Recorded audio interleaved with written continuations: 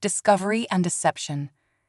The massive warship Vanguard Dominion emerged from hyperspace at the edge of Sol system, its obsidian hull absorbing, rather than reflecting the distant sunlight. Admiral Karras of the Vanguard Empire's first contact fleet stood on the bridge, mandibles clicking in anticipation as he studied the third planet. Another primitive world, he noted, examining the initial scans. Barely achieved lunar landing capability. No energy shields, no antimatter weapons. He turned to his second-in-command. Prepare the standard subjugation protocols. But Commander Telvax hesitated, compound eyes fixed on her sensor readings. Admiral, something seems off about their orbital infrastructure. It's too organized for their apparent technological level. Explain, Karras demanded. Their satellites and space stations follow precise geometric patterns. Most developing species arrange their orbital assets randomly, but these, she projected a holographic display. It's almost like they're... Like they're what, Commander? Like they're preparing for something. In the depths of Cheyenne Mountain, General Sarah Chen watched the alien vessel's arrival on multiple holographic displays. She allowed herself a small smile. 20 years of preparation were about to pay off. Status report, she ordered. Colonel Marcus Rodriguez, her head of operations, responded without looking up from his quantum interface. Shadow protocol is active, ma'am. All advanced technology is running in stealth mode. To their sensors, we look like we're barely into the space age. And our defense grid? Cloaked and ready.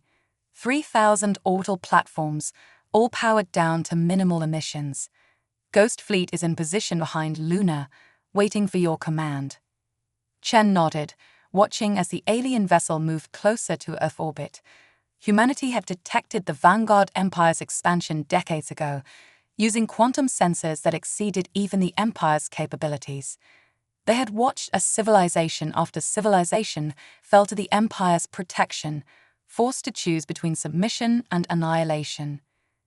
But humans had chosen a third option, deception. For 20 years, Earth had maintained a careful facade of technological inferiority while building up its true capabilities in secret. Every satellite launch had a hidden purpose. Every space station contained weapons that could atomize capital ships. Even the primitive lunar base housed an arsenal that could devastate an entire fleet. They're broadcasting, Rodriguez announced. The message appeared on the main screen, translated by AI in real time. People of Earth, this is Admiral Karras of the Vanguard Empire. Your world has been chosen for integration into our benevolent empire. Submit within 30 standard days, or face the consequences. Resistance has proven futile for all who came before you. Chen's smile widened slightly. Send our prepared response. On the Vanguard Dominion, Karras watched with amusement as the humans' reply came through. A simple message acknowledging receipt of their demands and requesting a diplomatic meeting. So predictable. Another species that will learn its place, he said. Prepare the landing party. Let's show them the futility of resistance. But as his ship moved into position above Earth, Karras failed to notice several crucial details. The way Earth's primitive satellites were slowly adjusting their orbits into attack positions, the quantum fluctuations that betrayed the presence of cloaked warships, and most importantly, the complete lack of panic in the humans' response. In Cheyenne Mountain, Chen gave a final order. Initiate Operation Shadowfall. Let's show the Empire why they should have done their homework about humanity's capacity for warfare. As the Empire's diplomatic shuttle began its descent toward the United Nations building in New York, humanity's trap was ready to spring. The Empire was about to learn that sometimes, the most dangerous predator is the one that plays dead until the perfect moment to strike. Rodriguez looked at his general. They really should have run when they had the chance. Chen's expression hardened. Yes, they really should have. Operation Shadow Strike. The Empire's diplomatic shuttle descended through Earth's atmosphere, unaware it was being tracked by thousands of quantum-locked sensors. Inside the vessel, Ambassador Krex adjusted his ceremonial armor, mandibles twitching with barely concealed disdain for the primitive species he was about to encounter. In the shadows of lunar craters, humanity's ghost fleet powered up their stealth drives. Admiral Jessica Hayes stood on the bridge of the HSS Nightshade, Earth's most advanced warship. All ships maintain quantum silence. Let them land their delegation first. The diplomatic shuttle touched down in Central Park, surrounded by what appeared to be primitive human military vehicles. News cameras broadcast the event worldwide, showing what seemed to be humanity's first official contact with alien life. Ambassador Krex emerged with his entourage, towering over the human delegation. UN Secretary-General Maria Santos stepped forward, the picture of diplomatic humility. "Welcome to Earth, Ambassador. We are honored by your presence." Krex's translator processed her words. "The honor is yours indeed. I trust you have considered the Empire's generous offer of integration." "We have," Santos replied, her expression carefully neutral. "Perhaps we could discuss the terms in detail." As the delegation moved toward the UN building, General Chen watched from her command center. Ghost Fleet, execute Phase 1. In orbit, the Vanguard Dominion's sensors detected a slight energy fluctuation behind Luna. Captain Voss dismissed it as solar interference, a fatal mistake.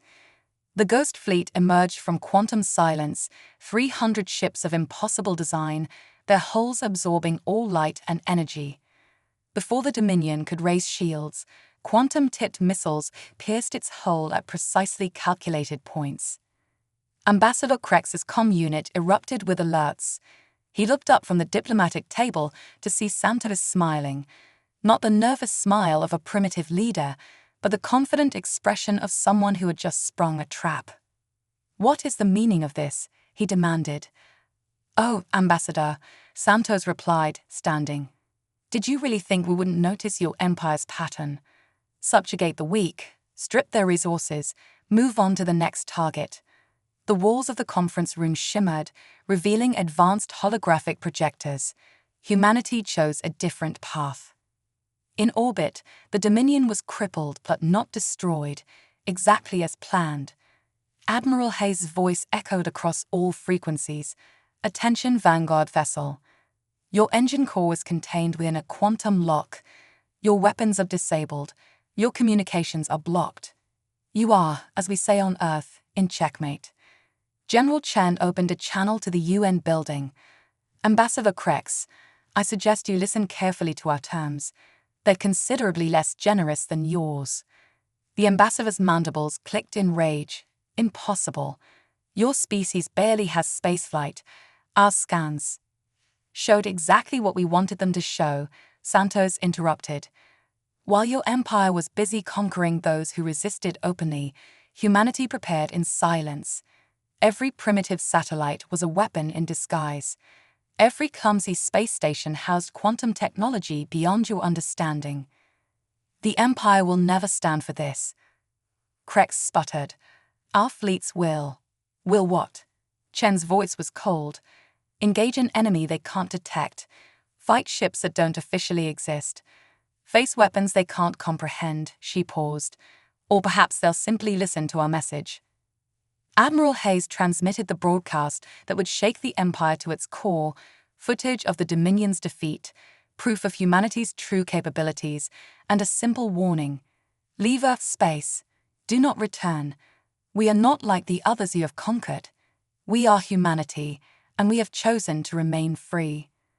In the silence that followed, Ambassador Krex realized a terrible truth. The Empire had not discovered Earth. Earth had allowed itself to be discovered, waiting for the perfect moment to demonstrate why some predators should be left alone. The Ghost Fleet maintained their positions, quantum weapons primed, as humanity delivered its message to the stars. Sometimes, the most dangerous civilizations are the ones wise enough to hide their teeth until they need them. The Empire's reckoning. The Vanguard Empire's High Command received Earth's message with initial dismissal. Supreme Commander Xerxes watched the footage of the Dominion's defeat for the 12th time, his primary heart racing with unprecedented anxiety. "Impossible," he muttered, but the evidence was undeniable. Their flagship, disabled with surgical precision by weapons that shouldn't exist. Their sensors, fooled by deception so advanced it bordered on artistry. How long? He demanded. Intelligence Director Mantix consulted her quantum pad. We found evidence of human preparation dating back 30 years. While we expanded outward, they built inward. While we displayed our power, they perfected stealth technologies we thought impossible. The Emergency Council chamber fell silent as implications sank in. The Empire had encountered countless species, but none had shown this level of forethought, this capacity for long-term deception. On Earth, Operation Shadow Strike's second phase began. The Ghost Fleet deployed quantum beacons throughout the solar system, creating a network that could detect any Imperial ship attempting to enter Earth's space. Admiral Hayes coordinated with Lunar Command as they finally revealed their true capabilities. The moon's surface shifted as hidden hangar doors opened, revealing shipyards that had operated in secret for decades. New vessels emerged, each incorporating technologies the Empire had never imagined. "They're watching," General Chen noted, monitoring quantum signals from Imperial space. "Good. Let them see what they've awakened." The Empire's response came 3 days later, a fleet of 500 warships, the largest armada ever assembled for a single target. Supreme Commander Xerxes himself led the force, determined to crush this upstart species. They emerged from hyperspace at the system's edge, weapons primed, only to find empty space. Earth's orbital defenses had vanished. Its satellites appeared abandoned. Even the primitive space stations were gone. Another deception, Xerxes realized, too late. The Ghost Fleet materialized around them, not in battle formation, but in a perfect sphere. Admiral Hayes' voice echoed across Imperial frequencies. "Your Empire's fundamental mistake was assuming that because we could hide our strength, we must be weak. Allow us to correct that assumption." Quantum torpedoes launched simultaneously from 300 points, each targeting a specific ship's propulsion systems. The Imperial fleet found itself trapped in a web of gravitational distortions, unable to maneuver or escape. "This is your final warning," Hayes continued. "Earth's space is forbidden to your Empire. We do not seek war, but we have prepared for it longer than you can imagine. The choice is yours." In the Imperial command ship, Xerxes faced the first true military crisis of his career. His fleet, the pride of the Empire, hung helpless in space. Their most advanced sensors couldn't penetrate the humans' stealth technology. Their strongest weapons couldn't lock onto the Ghost Fleet's quantum-shifted signatures. "Commander," his tactical officer whispered, "we cannot win this battle." The admission shook the Empire to its core. For the first time in its history, the Vanguard Empire retreated not because it chose to, but because it had no choice. As the Imperial fleet limped back to their territory, humanity's message followed them. "We will defend our freedom with technologies you cannot detect, strategies you cannot predict, and determination you cannot break. Remember this day and choose wisely in the future." In Cheyenne Mountain, General Chen watched the Empire's retreat. "Initiate Phase 3, she ordered. "It's time to show them why challenging humanity was their greatest mistake." Turning point. The Empire's retreat marked a pivotal shift in galactic politics. For the first time, other species watched a power they thought invincible withdraw in defeat. Intelligence Director Mantix's report to the Imperial Council was blunt. "Humanity doesn't just possess advanced technology, they think differently." Her analysis revealed an uncomfortable truth. While the Empire relied on overwhelming force, humans had perfected the art of asymmetrical warfare. Their Ghost Fleet could strike anywhere, vanish instantly, and leave no trace of their presence. Earth's defensive strategy shifted into its next phase. Admiral Hayes deployed quantum communication nodes throughout nearby systems, creating an early warning network. "Let them see that we can reach beyond our borders," she told her command staff. "Let them understand that distance is no protection." The Empire attempted to adapt, developing new sensor arrays and defensive systems. But humanity had anticipated this. Each imperial innovation found itself countered by technology that seemed to defy physics itself. General Chen authorized the revelation of humanity's newest weapon, the quantum mirror defense system. When Imperial probe ships approached Earth's space, they found themselves facing exact duplicates of their own vessels, each mimicking their movements with perfect precision. Psychological warfare, Chen explained to the UN Security Council. Show them that we can turn their own strength against them. The Empire's response surprised everyone. Instead of launching another attack, Supreme Commander Xerxes sent a single messenger. The small vessel carried no weapons, broadcasting a continuous signal: "We seek understanding." In orbit above Mars, aboard the HSS Nightshade, Admiral Hayes met with the Imperial messenger. The conversation that followed would reshape galactic civilization. "Your species," the messenger began, "has achieved what we thought impossible. You advanced not through conquest, but through necessity. You built not to dominate, but to survive." Hayes' response was measured. Humanity learned long ago that true strength lies not in displaying power, but in knowing when to use it. Your empire has never faced an enemy that could match your technology, so we made sure you never saw our true capabilities until it was too late. As the messenger departed, carrying humanity's terms for peaceful coexistence, Earth's leadership gathered to discuss the future. Their message to the stars had been sent: humanity would not be conquered, would not be subjugated, and would not hesitate to defend itself. The Empire faced a choice: adapt to a new reality where they weren't the supreme power, or risk everything in a war they couldn't win against an enemy they couldn't find. Victory's price. The Vanguard Empire's High Council convened in their ancient citadel, facing an unprecedented decision.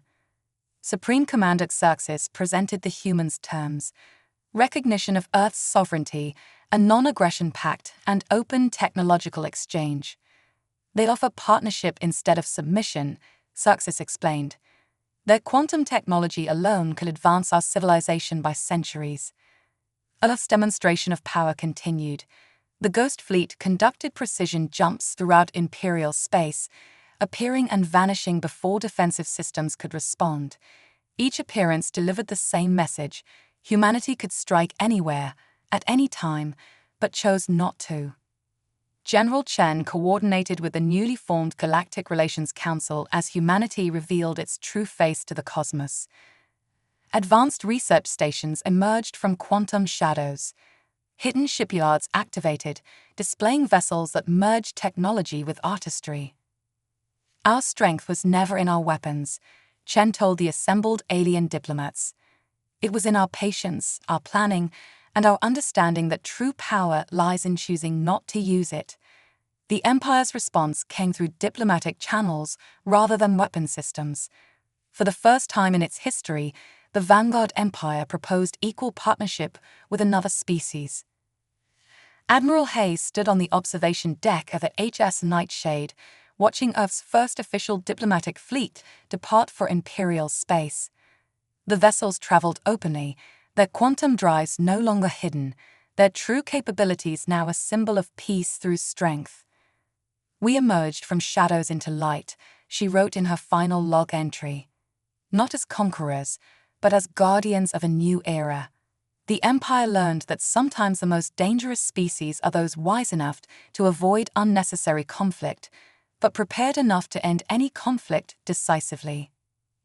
In the decades that followed, humanity's influence spread not through conquest, but through innovation. The quantum mirror defense system became a peacekeeping tool, protecting developing civilizations from aggression. The Ghost Fleet transformed into an interstellar rapid response force, preserving peace across the galaxy. The Empire's original message demanding submission became a cautionary tale, taught to their own children. Before threatening war, be certain you understand your enemy. The humans warned us to run. In not heeding that warning, we learned perhaps the most important lesson in our history. True strength lies not in the power to destroy, but in the wisdom to know when not to. Earth's message to the stars changed. No longer a warning, but a promise. We stand ready, not to conquer, not to subjugate, but to defend those who cannot defend themselves. We are humanity. We prefer peace, but we will never forget how to wage war.